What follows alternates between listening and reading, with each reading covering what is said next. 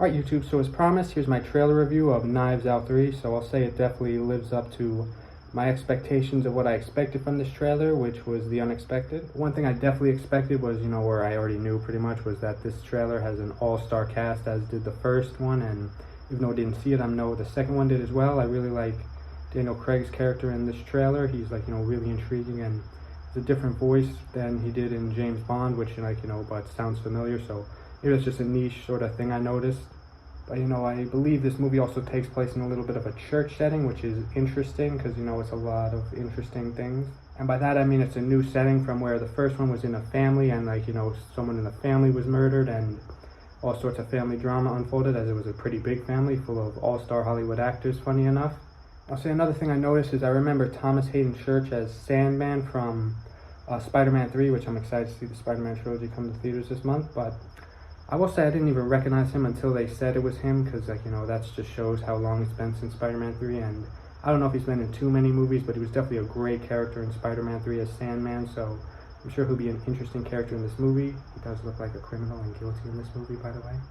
And I'm familiar with this entire cast, and it looks really interesting. I also know the guy from Challengers is working with Daniel Craig's character in this movie, so that's definitely interesting. I can't remember the actor's name because I haven't seen him in too many things, but I did really like his character in the movie Challengers, which I did a review of last year when I saw it in theaters. And speaking of which, apparently this movie is actually coming in theaters before Netflix. Honestly and ironically, I thought it was the other way around. I thought it was coming to Netflix in November, late November, and then to select theaters in December, but no, it's the other way around, which I'm super happy about, but I'm so hoping that it comes to a theater near me.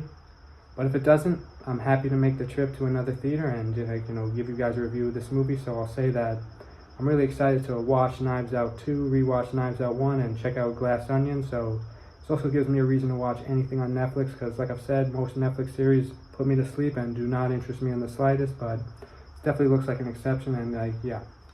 So you guys know I love Star Wars, and of course Rian Johnson directed a somewhat controversial Star Wars movie, The Last Jedi, which, thinking about it, may be a little bit better than I'm remembering after I'm sort of taking a trip down memory lane, because like I said, I saw the movie in theaters once with a friend group and also cousin group, so definitely had sentimental value for that, but it always just felt kind of unsatisfying the way the movie ended, or when it just felt kind of awkward, but it wasn't terrible. I do remember sort of thinking okayly of it in theaters when I saw it.